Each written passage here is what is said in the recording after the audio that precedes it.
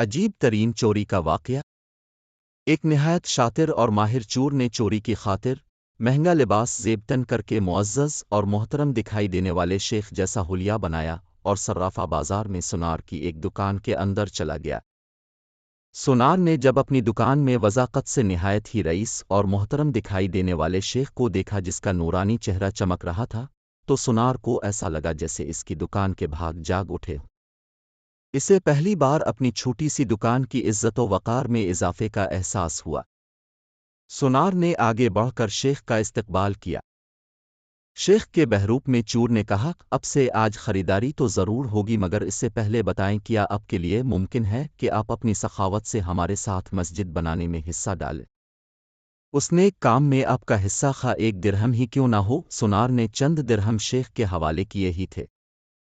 اسی اثنا میں ایک لڑکی جو در حقیقت چور کی ہم پیشہ تھی، دکان میں داخل ہوئی اور سیدھی شیخ کے پاس جا کر اس کے ہاتھوں کو بوسہ دیا اور التجائیہ لہجے میں اپنے اور اپنے اہل و عیال کے لیے خیر و برکت کی دعا کے لیے کہا، مگر میں نے آپ کو پہچانا نہیں ہے۔ سونار نے جب یہ منظر دیکھا تو اس سے رہا نہ گیا اور معذرت خواہانہ لہجے میں کہنے لگا، اے محترم شیخ، لاعلمی کی معافی چاہتا ہوں۔ لڑکی نے یہ سن کر تعجب کا اظہار کیا اور سونار سے مخاطب ہے کر کہنے لگی، تم کیسے بدنصیب انسان ہو! برکت، علم، فضل اور رزق کا سبب خود چل کر تمہاری پاس آ گیا ہے اور تم اسے پہچاننے سے قاصر ہو۔ لڑکی نے شیخ کی طرف اشارہ کرتے ہوئے کہا کہ یہ فلاں علاقے کے مشہور و معروف شیخ ہیں جنہیں خدا نے کثرت علم، دولت کی فراوانی اور ہر قسم کی دنیاوی نعمتوں سے مالا مال کر رکھا ہے۔ انہیں انسانوں کے بھلے کے سوا کسی چیز کی حاجت نہیں ہے۔ لوگ ان کی ایک جھلک دیکھنے کے لیے بیتاب رہتے ہیں۔ سونار نے شیخ سے معافی مانگتے ہوئے کہا کہ شیخ صاحب، میں معافی کا طلبگار ہوں، میرا سارا وقت اس دکان میں گزرتا اور باہر کی دنیا سے بے خبر رہتا ہوں، اس لیے اپنی جہالت کی وجہ سے اب جیسی برگزیدہ ہستی کو نہ پہچان پایا۔ شیخ نے سونار سے کہا، کوئی بات نہیں، انسان خطا کا پتلا ہے، غلطی پر نادم ہونے والا شخص خدا کو بہت پسند ہے۔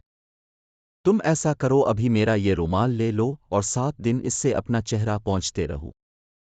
7 دنوں کے بعد یہ رومال تمہارے لیے ایسی برکت اور ایسا رزق لے آئے گا جہاں سے تمہیں توقع بھی نہ ہوگی۔ جوہری نے پورے ادب و احترام کے ساتھ رومال لیا، اسے بوسہ دیا، آنکھوں کو لگایا اور اپنا چہرہ پونچھا، تو ایسا کرتے ہی وہ بے ہوش کر گرا۔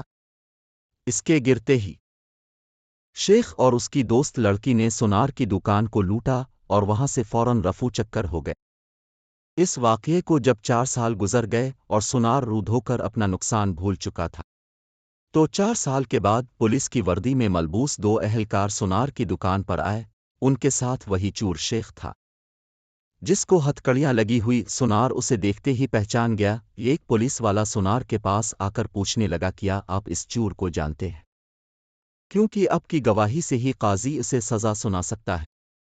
سونار نے کہا، کیوں نہیں، اس نے فلاں طریقہ واردات سے مجھے بے ہوش کر کے میری دکان لوٹ لی تھی۔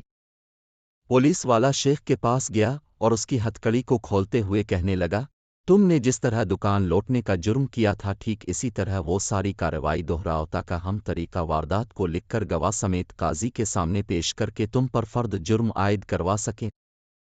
شیخ نے بتایا کہ میں اس طرح داخل ہوا اور یہ کہا، اور میری مددگار لڑکی آئی، اس نے فلاں بات کی، پھر میں نے رومال نکال کر دکاندار کو دیا۔ پولیس والے نے جیب سے ایک رومال نکال کر شیخ کو تھمایا۔